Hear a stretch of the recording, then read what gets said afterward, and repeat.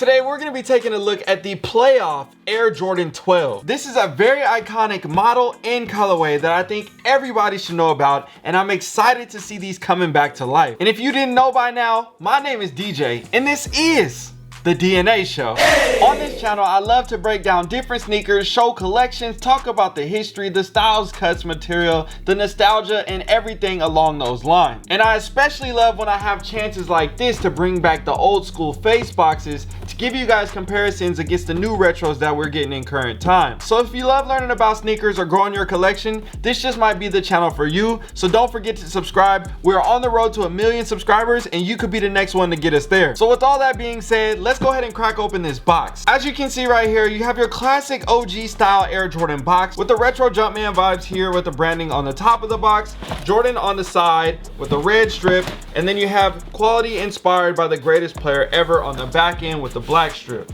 Now going to the size tag, it reads Air Jordan 12 Retro, black, varsity red, white, size 13, just for me. Retail $210. These are set to release March 11th at most retailers, and it shouldn't be too hard to get the shoe, but you're definitely gonna have to put a little bit of effort in just to make sure that you lock in the shoe. And we'll talk about resale value and numbers and all that stuff a little bit later in the video, but for now, I'm ready to check these things out. Cracking open the lid of the box, you have a tan paper, and then you got the shoe. Oh, you got the shoe. Okay, first impressions of this sneaker. I gotta touch the leather because this is gonna determine everything.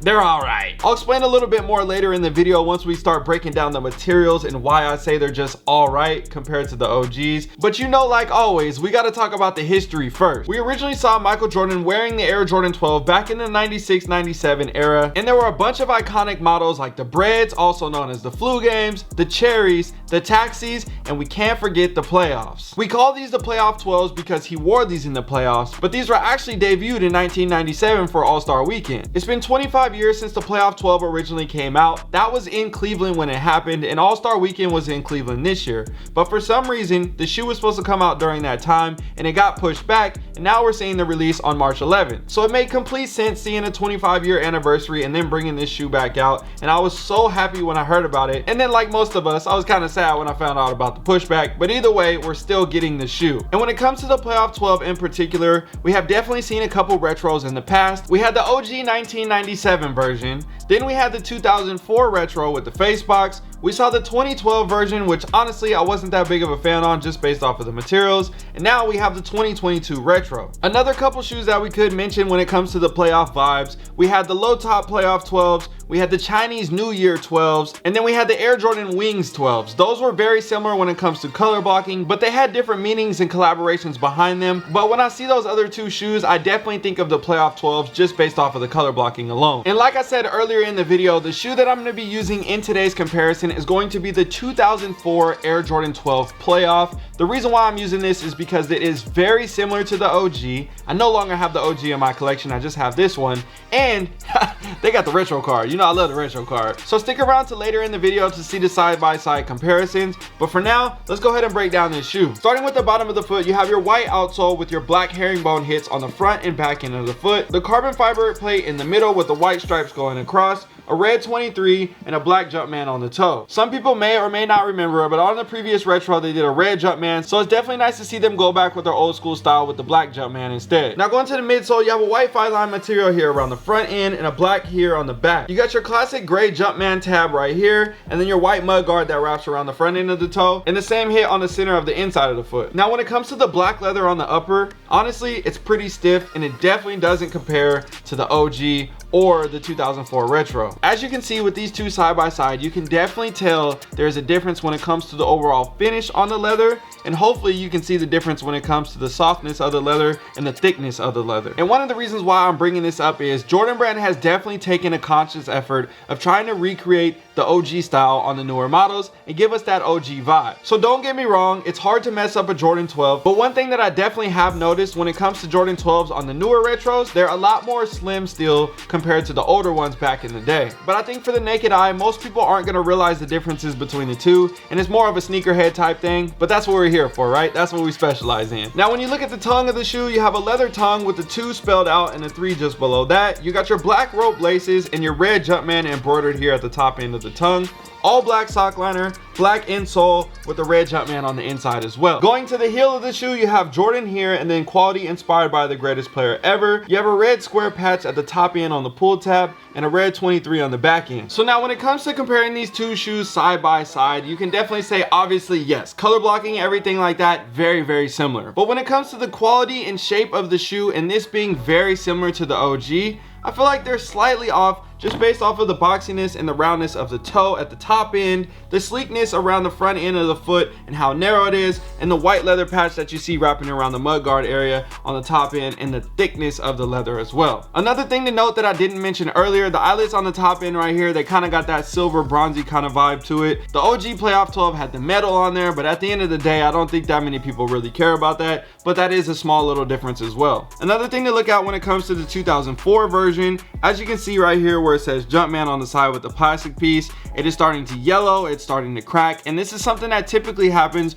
with all OG Air Jordan 12s. You're gonna see yellowing here, separation on the insole around the front end of the foot or on the toe, or you're gonna see separation of the rubber strips on the outsole that go along the carbon fiber on the bottom of the foot. I've only worn my pair a couple times and they are in great condition, but still, it is hard to keep the shoe like this, especially when it's this old, and honestly, that's why I'm so happy to have this version. So yes, it's not exactly like the OG and the quality isn't there, but no matter what, time is a big factor as well. So to see a retro after the OG came out 25 years ago and being able to have an opportunity to get the shoe and rock it again, because I know if I were to rock these, they're gonna fall apart, and I really wasn't a fan of the 2012 version as well, but it's okay. I'm gonna have to do what it do and make these work. So now when it comes to my overall opinion and rating on this shoe, I'm gonna give these a solid 8 out of 10 just because it's a classic, it's iconic, it's hard to beat, and I don't think they truly really messed anything up, so I can't be 100% mad at the shoe. And this always draws the question of me wondering what everybody else thinks. So if you haven't already, make sure you follow me on IG so you could participate in the polls and see all the results here on the channel.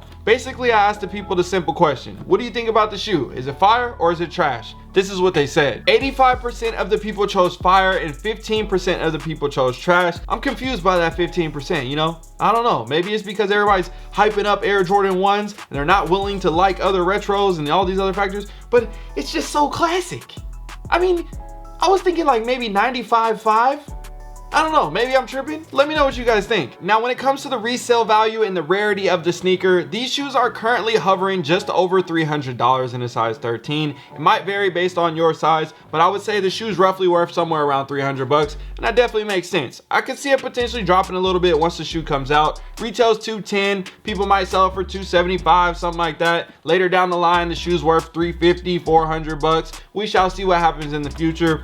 But I think one of the biggest things, which I didn't mention earlier, and another reason why I don't like the 2012 version is, for some reason, those pairs yellow really bad on the outsole. Like, when you look at my 2004 pair, they look great. When you look at a 2012 pair, the yellowing on the outsole, whatever it is that they mixed or what type of compound they used or some type of finish, whatever it is, it makes that shoe yellow really bad. So I'm hoping and I'm praying that this shoe doesn't do the same thing that the 2012 did. And one of the classic things that I hear a lot of people say is, you're supposed to wear the shoe, it's supposed to get dirty, who cares? There's a difference between wearing the shoe, getting it dirty, cleaning it back up, and it still looks white again, compared to the shoe just yellowing and it looks terrible. So to me, in my opinion, I don't think that really correlates, but you know, there's always somebody in the comment section talking about that. So at the end of the day, that's my review on the shoe. Let me know what you guys think down below in the comment section. And I think Jordan Brand should definitely bring the retro card back, because I don't know about you, but this is just so nostalgic. Like, when you get a shoe like this, and I'm not saying put the retro card on everything,